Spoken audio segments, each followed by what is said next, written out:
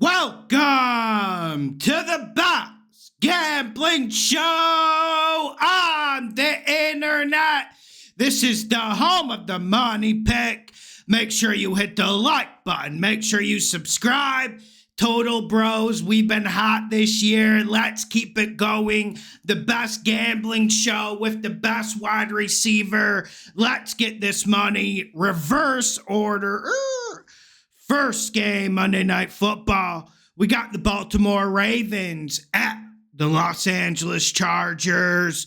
Over, under 50. I'm going under. I know it's in vogue to go over here because Ravens are one of the most explosive offenses. I feel like this Chargers defense is great in the front seven, and they're vulnerable on the back end. We don't know if Samuel's going to be back in this Chargers secondary, which would really help, but I'm going under. It's because, man, I do think this Ravens defense steps up, and I do think this Ravens defense struggles against the pass. But at the end of the day, we saw the Chargers pass attack in the second half, and Herbert was brilliant. But outside of Ladd McConkey, there aren't a lot of guys who can create separation, and there's not a lot of options if the Chargers want to spread it out. I really like the Ravens' run defense. That's a big reason why I'm going under the 50 on Monday Night Football. Next game, Sunday Night Football. We got the Philadelphia Eagles hurts at the Los Angeles Rams. Over, under 48.5. I'm going over, but I more or less like the other market. I like the over 23.5 for the Eagles, and I've been firing these away on Discord, and it seems like everyone hits. But when I look at this game, man, I see a Rams offense that should do well. But they're also facing an Eagles defense that is young. Look at their secondary. Look at the white dude in the slot who seems to be playing better in the slot than any other corner. They got a lot of young guys on this Eagles defense that no one's really talking about. Same thing with the Rams. This Rams defensive line comes at you in waves, Fisk, Verse. The list goes on, and these Rams secondary players seem to be growing. I'm going over just because I trust both offenses, but not a lot of science here because, like I said, both of these defenses are better than people think. I would feel more comfortable if you went Eagles team total over 23.5. Next game, we got the San Francisco 49ers at the Green Bay Packers. Over, under 47.5. Money, money, money. Money. Over. Make it a damn money pick. I also like the Packers team total in this one, but let's go the 47.5 and let's make it a damn over. Listen, this 49ers defense is in pure decay. I told you that going into the year. It looks like Bosa will not be shimmying this week after a sack celebration. He's not going to be out there. And this Packers offense needs to respond. I mean, they've been one of the most disappointing units this year in the league. I don't know about you guys. I always kind of felt like there would be a Love regression from that last 8-9 game sample size we saw last year. But even I'm a little bit shocked by it. Some of the low percentage plays, I think they respond. And I think this is a 49ers defense with just too many injuries to be competitive. On the other side, listen, the 49ers offense eventually is going to get going in the red zone, right? I mean, they've been so poor in the red zone this year. I don't know the stats. Someone can pull out the data in the comment section to prove my point. But they've been poor in the red zone. And I got to tell you something. I know Ayuk's out, and I know there was a few offensive line changes. But eventually this 49ers offense has to cook. Eventually they have to put up a 27-30 spot and really enforce their dominance. And this is going to be a little bit of an off-key opinion. I think Purdy's playing his best football as well this year. That's one thing that's so surprising about it. I'm going over the 47.5, make it a damn money pick, and I have to make a course correction. I think maybe I'm overrating the Packers defense a little bit. I don't know about you guys. Let me know in the comment section. Next game, we got the Denver Broncos at the Las Vegas Raiders. Over, under 41. I'm going over, no science. I think both teams get to the 20s, low 20s. Like I see like a 23-20 game. I really like this Raiders defense in this matchup against the Broncos. And it's hard not to like this Broncos defense against Minshew. But we have to remember this Raiders offense was moving the ball up and down the field in the first half in the first meeting against the Broncos. And then Minshew throws a pick six when it should have been an easy touchdown, and the rest was history. I'm going over the 41. There is no damn science. Next game, we got the Tennessee Titans at the Houston Texans. Over, under 41. I'm going under. It does seem like Will Levis is playing a little bit better, but I'm really high on this Texans defense. They have a lot of young dudes like Stingley, Petrie, and the secondary that are an absolute handful that I think will force turnovers from Levis. And you got a Titans defense that, listen, we don't know their motivation level, but when they're on their game, when they're ready to play, when Will Levis isn't having 3-4 turnover games, this Tennessee Titans defense is quite competitive. And it seems like, listen, we get it. Nico's back. We saw Stroud get back to last year's form. It was enjoyable to get that money pick against the Dallas Cowboys. But I do think there's limits to this. Like, I see the Titans struggling to get into the 20s. I'm going under the 41. Next game, we got the Arizona Cardinals. Pew, pew, pew. At the Seattle Seahawks. Over, under 47 and a half. Money, money, money. Money. Under. Make it a damn money pick. I love the under here. This Hawks defense is finally playing better. The last 3 games, they've been better against the run. They've been better against the pass. And I think the first thing I mentioned is the most important equation in this matchup. Now, Kyler Murray, I feel like he's playing like a top 10 quarterback. Like, I would not mind someone throwing like a 35-1 MVP vote on him, as crazy as it sounds. But even with that being said, the Cardinals' offense is at their best when James Conner gets going, and I think the Hawks might be up to stop him. Now, on the other side, if you look at the last 6 weeks, maybe last 5 weeks of the year, and I'm not trying to make the sample size too small to prove my point and validate the under pick, but this Cardinals defense has been playing really good. Now, maybe the Jets game was an outlier. And maybe you could say the Bears suck, whatever. A lot of you guys were on the Bears going into that game. I do think this Cardinals defense is extremely well coached, even if you think these last 6-7 weeks are maybe a bit of an admonishment. I'm going under the 47.5. Make it a damn money pick. Also, a lot of my guys in the Pacific Northwest are saying the weather should be pretty nasty. And with Hawks games, like, yes, they moved the ball 20-20, but they aren't a great red zone team. And situationally, this Cardinals defense is really good in situations like third and short, red zone defense. Give me the under the 47.5. Make it a damn money pick. Next game, we got the New England Patriots at the Miami Dolphins. Over, under 46. I'm going over. I think the Dolphins get to 30.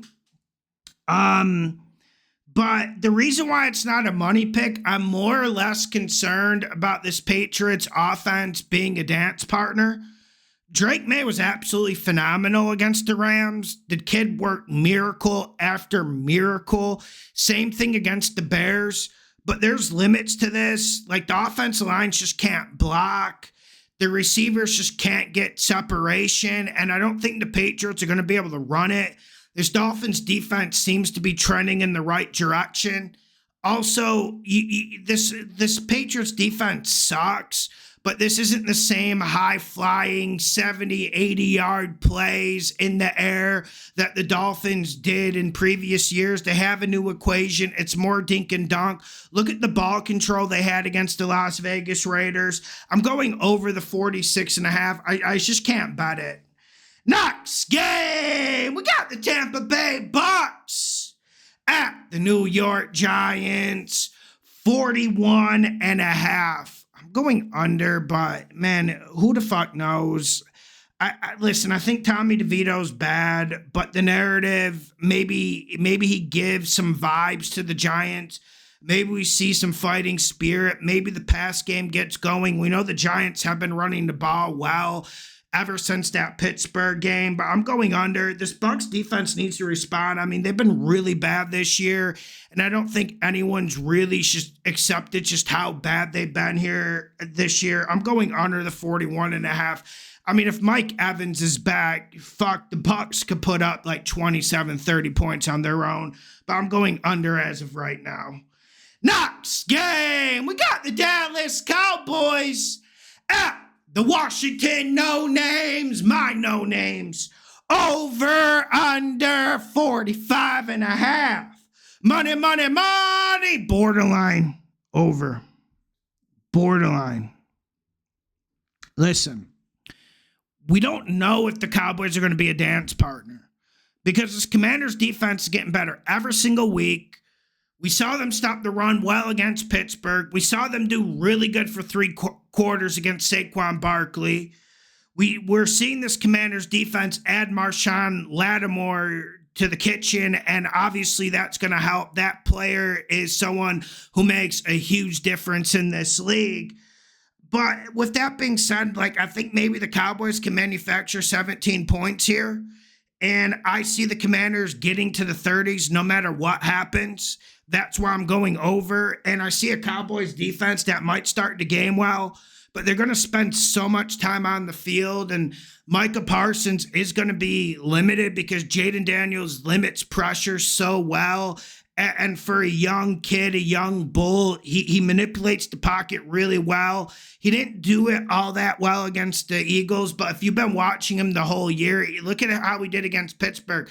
Pittsburgh got pressure, but he was able to get the ball out, sink in the pocket, step up in the pocket, and create good situations out of bad.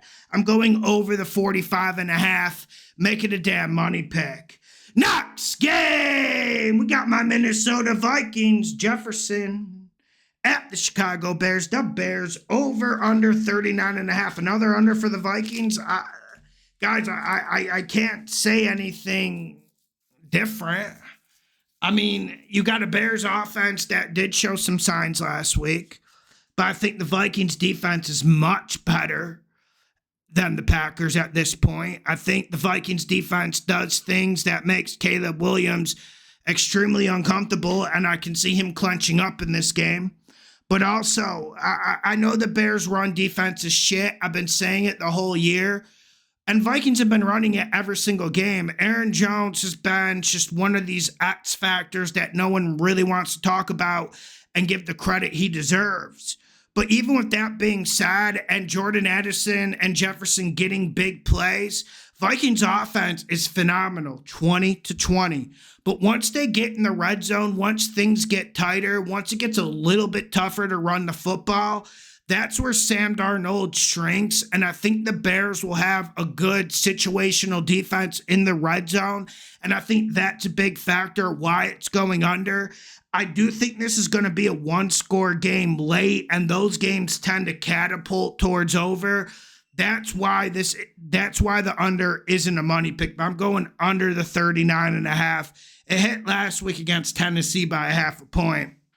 Next game, we got the Detroit Lions. Dan Campbell at the Indianapolis Colts, over under 50.5. Money, money, money. Money under. Make it a damn money pick. Every single time Lions games get towards like 50.5, 51, 52.5, they always seem to go under. I think like Dan Campbell is 1-11. I don't like trend betting. But in this game, this Colts defense has been stingy this year. Are they talented? No. Do I think they have one of the worst secondaries in the league? Yes. Can they stop the run? Not really.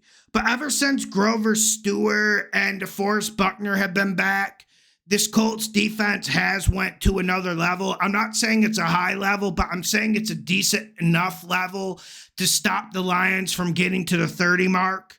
And I don't think this is going to turn into a laugher like the Lions-Jags. It could. I could be proven wrong. But also, you got a Colts offense that I just don't think they match up great against the Lions. Listen, I do think this Lions defense has some weaknesses. Like, obviously, with no Aiden Hutchinson, you don't have that elite pass rusher that it seems like every defense needs. We know what the Lions are going to do. They're going to get impressed man-to-man. They're going to play aggressive man-to-man, and they're going to stay in that. And I just don't feel like the Colts have the dudes to create separation. Like, even a guy like Pittman, he can't create separation against man-to-man. Downs can, but does Anthony Richardson really have the nuance, the presence in the pocket, the feel to be able to connect to Downs? I don't think so. I'm going under. I'm not sure the Colts run it all that well because I feel like the strength of the Lions defense is actually their run fits. I'm going under the 50.5. Make it a damn money pick. Next game, we got the Kansas City Chiefs at the Carolina Panthers. Over, under 43. I'm going over. No science. No science. I mean, we don't know how many quarters the Chiefs are going to play this game. Are we going to get one good quarter of football from them? Are we going to get two, or are we going to get a full game where they want to put up 40 on the Panthers and they can do that easily if they want? I'm going over because I think the Chiefs might be down in this game. I think the Panthers might start this game hot. I think the Panthers could be up maybe a 13-6 going into halftime, and then the Chiefs just kick in the full war mode, and that's when the Chiefs go off. I'm going over the 43. Hell of a lot of non-science there. Next game, we got the Pittsburgh Steelers Thursday night at the Cleveland Browns. Over, under 37. Picking this game sucks, man. I'm going under the 37. It's just like some of these Thursday night games, like I've had a good record on them this year with the totals, with the spreads, but dude, it's like no one wins on these Thursday night games, and that's how I feel. I'm just going under. I'll let you guys choose what to do. I know you guys are going to manufacture some way to bet this Thursday night game, so I'll leave that to you guys. Make sure you hit the like button. Make sure you share the videos. The best gambling show on the internet. Get on Patreon, $5 a month. I'm going to raise the price next year. But you get on there, man. Get on there while you can. We're 10-3 the last 2 weeks on bets. We're 5 weeks in a row in the money. Why the fuck aren't you on there? Make sure you hit the like button. Make sure you share the video.